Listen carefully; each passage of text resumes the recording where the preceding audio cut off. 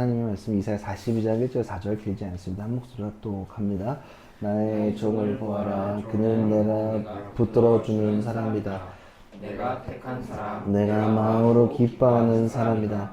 내가 그에게 나의 영을 주었으니 그가 문 민족에게 공의를 베풀 것이다.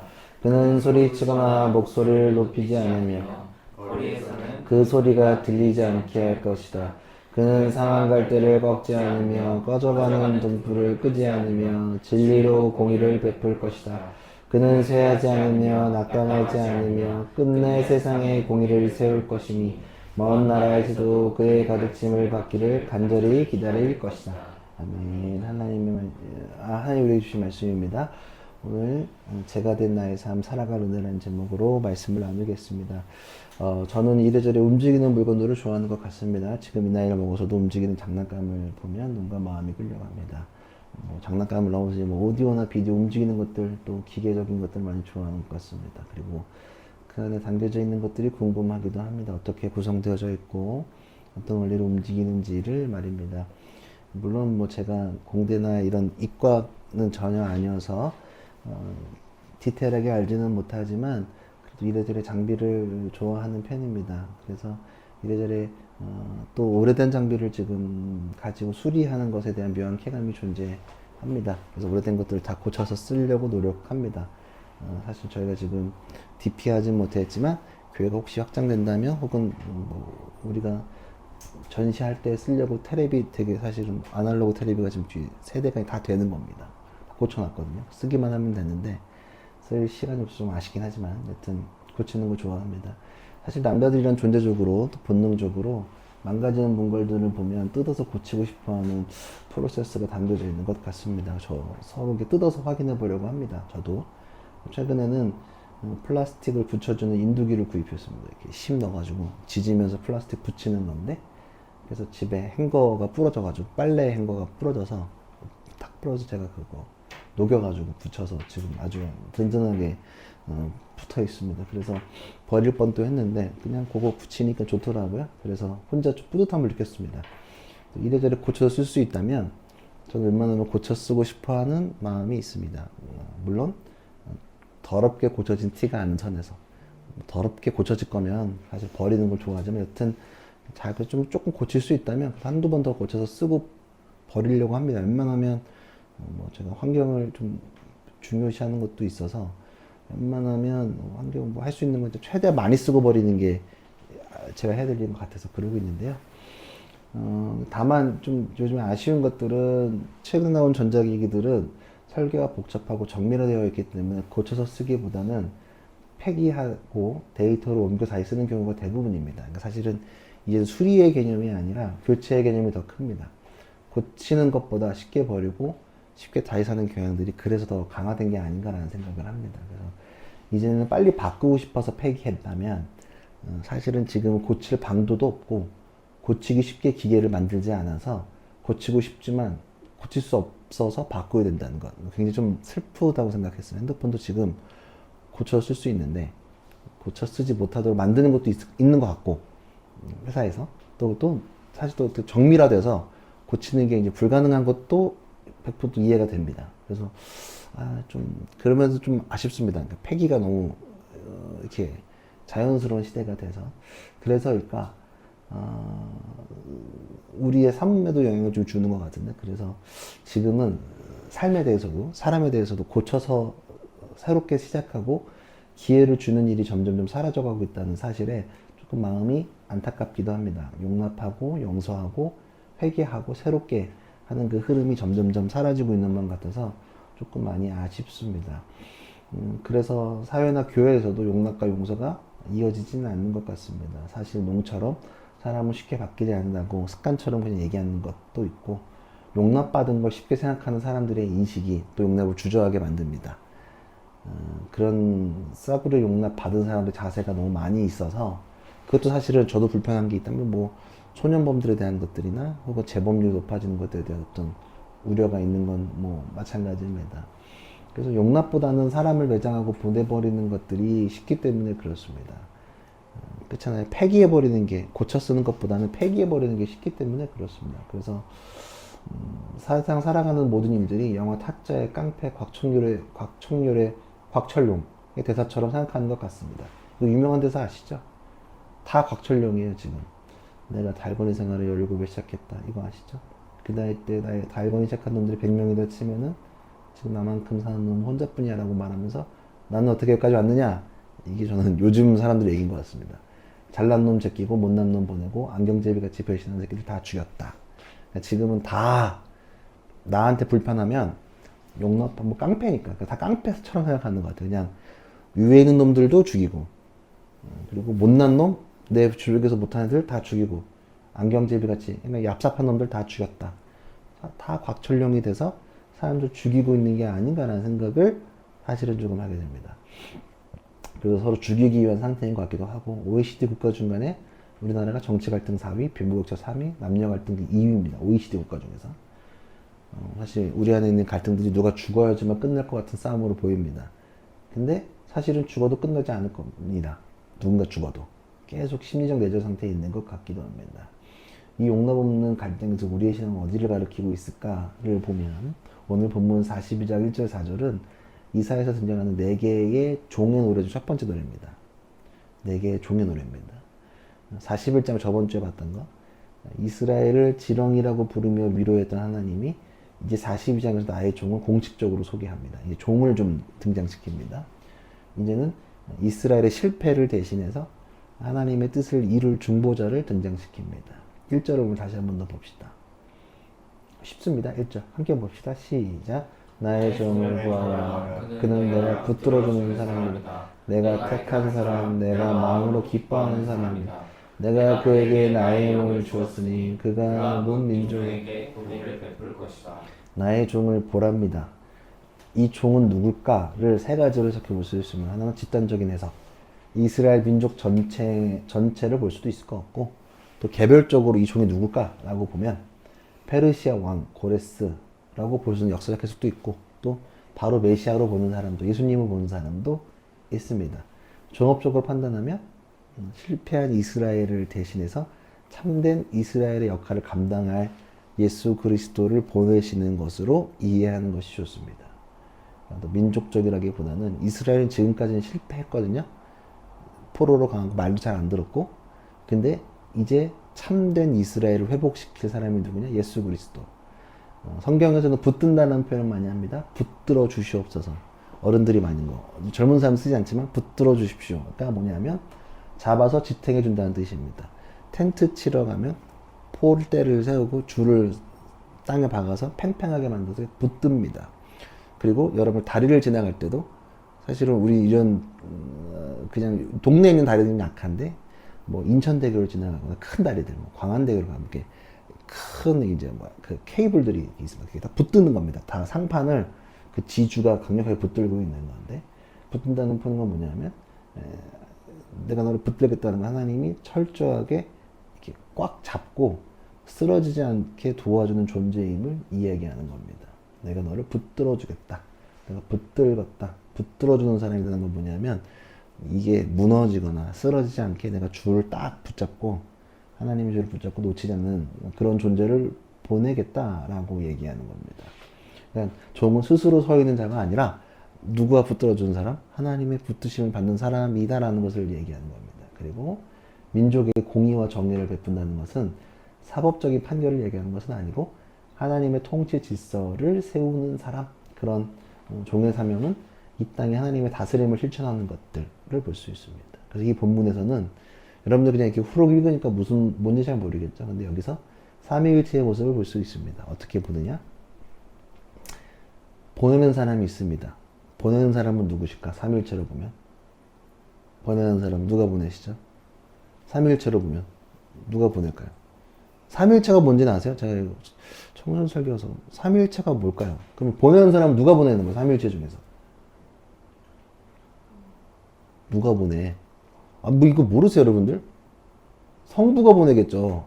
하나님이 보내시는 거죠. 다 물어봅니다. 제가 이번에 아무것도 모르는 애들보다 대답 못 하시면 안 되죠. 자꾸 좀 주저하지 마세요. 자꾸 말로 해야 하지. 그러면 종은 누굴까요? 삼위일체로 보면. 성자 예수겠죠? 종이. 그리고 또 성령은 어디에 있습니까? 아니 성령은 본문에 있어요. 본문에서 봐야 되는데 1절 뒤로 넘겨봐.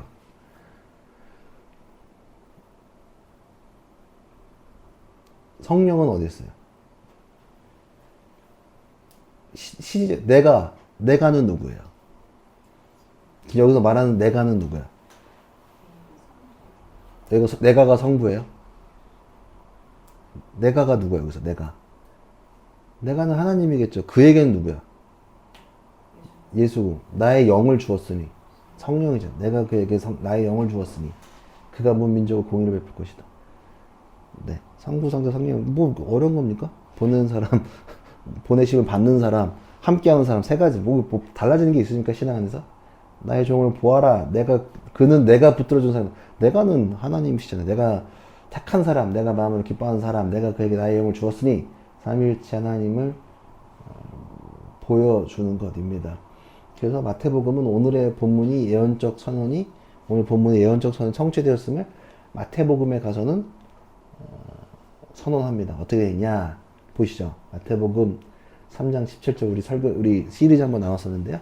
마태복음 3장 17절 16에서 17절을 봅시다. 앞에 있습니다. 시작. 예수께서 손을 가지시고 곧 물에서 올라오셨다. 그때 하늘이 열렸다. 그는 하나님의 영이 비둘기같이 내려와 자기 위에 오는 것을 보셨다. 그리고 하늘에서 소리가 나기를 이는 내가 사랑하는 아들이다. 내가 그를 좋아한다 하였다. 네, 여기서도 똑같이 좀 먼저 하나님의 영이 있고 이렇게 좀 그 종을 보내는 이야기에 대한 이야기입니다. 이렇게 보면 좀 약간 아리까리할 것 같은데요. 좀 구체적으로 어디에 나와 있냐면 12장 넘겨주십시오. 12장 17절에서 21절은 아예 이것을 인용해서 이야기합니다. 시작. 이것은 예언자 이사야를 시켜서 하신 말씀을 이루시려는 것이었다. 보아라, 내가 뽑은 나의 종, 내 마음에 드는 사랑하는 자, 내가 내 영을 그에게 줄 것이니 그는 이방 사람들에게 공의를 선포할 것이다. 그는 다투지도 않고 외로우지도 않을 것이다. 거리에서 소리를 들 사람이 없을 것이다. 정의가 이를 때까지 그는 상한 갈대를 꺾지 않고 꺼져가는 심지를 끄지 않을 것이다. 이방 사람들이 그 이름에 희망을 걸 것이다. 아멘. 41장이 40장 물 나온단 말이에요. 물은 육체 해갈이라면 40종은 영혼을 해결하는 게 종입니다. 이해되시죠? 이거를 인용해서 얘기합니다. 이 종은 예수를 대표하는 게 맞죠? 삼위일체가 들어가 있습니다. 하나님 보내시고 보내심을 받은 자가 있고 함께하는 존재가 있으면 성령이라는 것. 이 세 가지. 삼위일체 하나의 흐름 안에 있다는 것을 여러분들 기억하셔야 합니다. 이 사람의 특징은 42장 2절입니다. 시작. 그는 소리치거나 목소리를 높이지 않으며 거리에서는 그 소리가 들리지 않게 할 것이다. 41장 15절에서 이스라엘 이가 날카로운 타작기로 산을 부순다고 했습니다. 강력한 파괴력을 표현했는데 여기 42장 2절에서는 좀 대비적입니다. 왜냐하면 목소리를 높이지 않고 소리를 치지 않는다고 말합니다. 온유하고도 겸손한 모습을 보이고 있습니다. 근데 이것은 무슨 모순까지는 아니고 양면성을 표현하는 겁니다. 여기에서 외침은 자기를 과시하는 선동이나 폭력적인 고함을 의미합니다. 소리를 치거나 목소리를 높이지 않으며 폭력적인 고함은 누가 쳤을까? 당시 고대 근동의 왕들 느부갓네살, 고레스 왕 전쟁이 조용히 합니까? 전쟁은 시끄럽습니다. 정부 전쟁을 통해서 자신의 위험을 과시하고 큰 소리로 명령합니다. 군인들은 큰 소리로 명령합니다. 그러나 하나님의 종은 비폭력과 조용한 설득으로 일하시는 것을 대조하고 살펴보고 있는 겁니다. 하나님의 종은 힘으로 군림하는 메시아가 아닙니다. 고난받은 종으로서 겸손과 온유를 무기로 삼습니다. 구약 신학자 베르나르트 둥이 이렇게 얘기했습니다. 이 종은 예언자들처럼 광야에서 외치지도 않고 왕들처럼 호령하지도 않는다. 그의 무기는 오직 진리뿐이다. 조용히 하십니다. 조용히.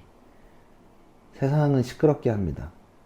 시끄럽게 억압하려고 하고 시끄럽게 유난을 떱니다. 그러나 예수는 사실 유난 떨지 않습니다.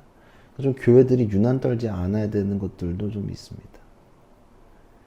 예수는 그는 소리를 치거나 목소리를 높이지 않으며 거리에서는 그 소리가 들리지 않게 하실 것이다. 유난 떠는 게 교회는 아닐 수도 있겠다는 생각을 오늘 말씀을 통해서 해볼 수 있겠죠. 예수는 유난 떨지 않는다는 것. 왜냐하면 유난 떠는 건 누가 하는 거기 때문에 왕들이나 권세자들이 하는 퍼포먼스이기 때문에 그렇습니다. 그는 겸손과 온유를 무기로 삼습니다. 베드로전서 2장 23절에서 베드로는 이렇게 얘기했습니다. 읽어보시죠. 그는 모욕을 당하셨으나 모욕으로 갚지 않으시고 고난을 당하셨으나 위협하지 않으시고 정의롭게 심판하신 이에게 다 맡기셨으나 예수는 그런 분이라는 겁니다. 모욕당하지 않고 모욕받지 않으시고 고난을 당하고 위협하지 않으시고 예수의 성품은 그렇습니다. 자꾸 좀 교회 다니는 사람들이 신앙한다는 사람들이 유난 떨고 누구를 공격하는 말투를 쓰는 거에 대해서 저는 지금도 이해할 수 없습니다. 본문 3절입니다. 읽어보시죠. 그는 상한 갈대를 꺾지 않으시고 꺼져가는 등불을 끄지 않으며 진리로 공의를 베풀 것이다. 갈대는 본래 약한 식물입니다. 그것마저 상했다는 것은 회복 불가능할 정도로 파괴된 상태를 의미합니다. 그러면 이 상한 갈대가 뭘까? 사회적으로는 버림받은 약자들을 의미합니다. 세리, 창녀, 병자, 이방인을 상징합니다. 갈대가 뭔지 아시죠? 뭐 굳이 사진으로 표현하지 않아서 갈대 약합니다. 그냥 부셔버리는 거지 뭐 이거를 쓸 건 아니잖아요. 꺼져가는 등불을 끄지 않으시며 기름이 다 떨어져서 그을만 내면 깜빡거리는 심지 이거 어떻게 될까요? 버려야 돼요. 여러분들 요즘 초를 잘 안 켜서 이것도 AD라서 이게 다 되면 양초가 다 되면 검은 그림이 나와요. 그러면 그거 버려야 돼. 건강도 안 좋고 쓰지도 않고 그거 빨리 바꿔야지 뭐. 근데 그거를 예수께서는 버리지 않습니다. 이렇게 훅 사실 꺼져가는 심지 그냥 바람 여러분들 애기가 불어도 꺼지잖아요. 애기들 두세 살 넘어가면 촛불 부는 걸 되게 좋아하잖아요. 생일날. 내 생일이건 뭐 엄마 생일이건 삼촌 생일이건 누구 생일이건 다 꼬맹이가 불어야 되거든. 그 꼬맹이가 불어도 꺼지는 게 심지란 말이에요. 근데 그거는 그것마저도 끄지 않으시겠다는 겁니다. 왜냐하면 세상의 제국은 약한 자를 밟고 강한 자를 세우지만 적자 생존. 약한 자는 밟아버려야 돼. 루저들은 사회에서 다 없어져 버려야 돼. 장애인들한테 돈을 왜 주는 거야? 야, 왜 그런 사람들 돈 주는 거야? 우리 힘들게 일하는데 다 죽여야지. 다 밟아야지. 그러나 하나님 나라는 약한 자를 돌보시고 회복시키시는 것에 있습니다. 약자를 보호합니다. 전반적으로. 이제 자꾸 교회 다니는 사람들이 자꾸 막 밟아버린다는 얘기하고 이러면 이해가 되지 않습니다. 역설적 통치입니다. 세상은 망가졌으면 힘이 없으면 심지가 다 탔으면 버리라고 합니다. 근데 하나님은 버리지 않고 다시 타게 만들고 하거나 그 쓰임에 맞게 움직이신다는 겁니다. 세상은 폐기를 이야기합니다. 너는 끝났다. 그러나 예수는 회복을 얘기합니다. 너는 다시 할 수 있다. 내가 쓰겠다는 것입니다. 세상의 기준은 우리 다 폐기되는 인간일지도 모르겠습니다. 뭐가 지금 잘났을까? 우리한테 질문을 던져보면 하나님밖에 없죠. 시편 34편 18절입니다. 다윗은 이렇게 얘기했었네요. 주님은 마음 상한 사람에게 가까이 계시고 낙심한 사람을 구원해 주신다. 마음 상한 사람에게 가까이 계시고 낙심한 사람을 구원해 주신다. 4절입니다. 오늘 본문. 읽어보시죠. 시작. 그는 쇠하지 않으며 악담하지 않으며 끝내 세상에 공의를 세울 것이니 먼 나라에서도 그의 가르침을 받기를 간절히 기다릴 것이다. 쇠하지 아니하며 3절에 꺼져가는 것 같은 단어입니다. 종은 남들의 등불은 꺼주지 않고 예수께서는 종은 남들의 심지는 끄지 않으시는데 자기 자신은 결코 꺼지지 않은 불꽃처럼 타오릅니다. 끄지도 않으시지만 나는 또 끝까지 타시는 낙담하지 아니하고 있습니다. 상한과 같은 겁니다. 3절에 낙담하지 않는다는 건 뭐냐면 종은 상한 갈대를 꺾지 않으시지만 자기 자신의 어떤 시련에도 결코 꺾이지 않은 존재라는 겁니다. 예수가 그렇다는 거예요. 여기서 가르침을 받기를 간절히 기다릴 것이다. 율법이나 이런 걸 얘기하는 게 아니라 종이 가르친 하나님의 뜻, 복음을 얘기하는 겁니다. 우리는 말씀과 복음을 배우고 실천하면서 지금도 살아가고 있습니다. 종은 고난을 받지만 실패하지 않습니다. 죽음조차 그를 꺾을 수 없습니다. 이것은 부활을 통해 용서적 복음이 전파될 것을 예표합니다. 세상은 소리치고 부수고 억압하는 것을 힘이라고 부릅니다. 그러나 하나님의 종은 조용하고 살리고 섬기는 것이 진짜 힘임을 보여줍니다. 예수님은 로마의 칼, 무력이 아니라 십자가의 사랑, 희생으로 세상을 정복하셨습니다. 이 본문은 실패한 인생들에게 주는 최고의 위로입니다. 세상은 너는 이제 끝났다. 상한 갈대처럼. 넌 쓸모없다.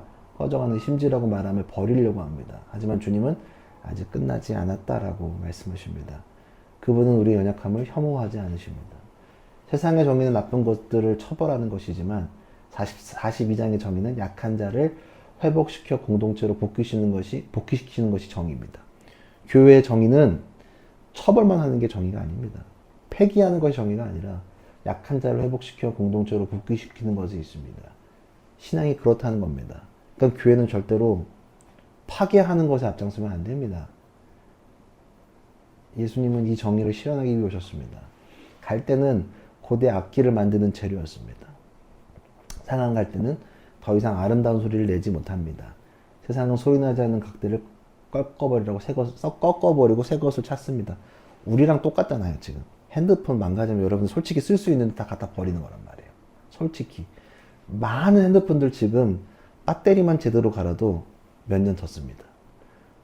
솔직히 크게 요즘 핸드폰들 버리는 걸 보면 좀 되게 아까운 것들이 많아요. 그 부분 다 살아있단 말이에요. 2년밖에 안 쓰는 것도 옛날에 핸드폰 4, 5년 썼단 말이에요. 기본으로. 근데 지금 2년? 저도 지금 2년 넘게 썼는데 바꿀까라는 생각을 순간 했습니다. 근데 바꾸지는 않을 겁니다. 웬만하면 오래 쓰려고 하니까. 근데 버리려고 하는 것. 그래서 세상은 소리나지 않는 각대를 꺾어버리고 새 것을 찾지만 예수는 그 상한 갈대를 고쳐서 다시 노래하게 만드시는 겁니다. 그게 회복입니다. 폐기하는 게 요즘 교회도 폐기하라 그러니까 아니라는 거예요.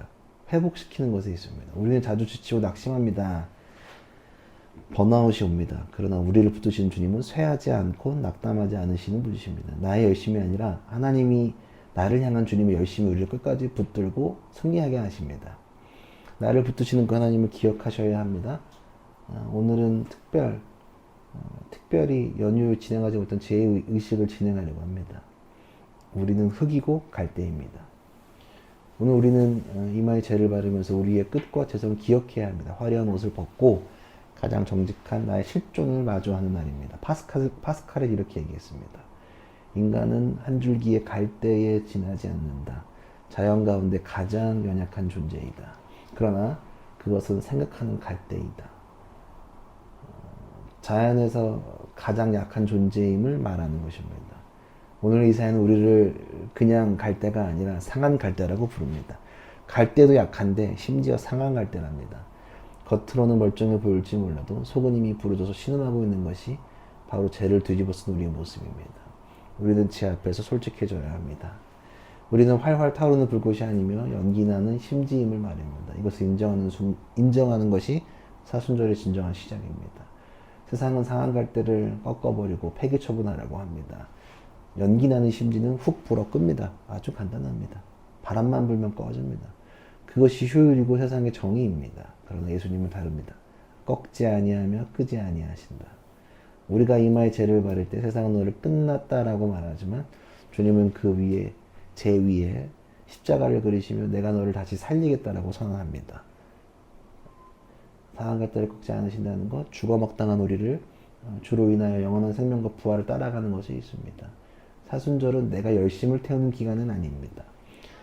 교회에서 자꾸 특세 같은 걸로 열심을 태우려고 합니다. 그러나 물론 새벽기도 가는 게 너무 유익하고 좋죠.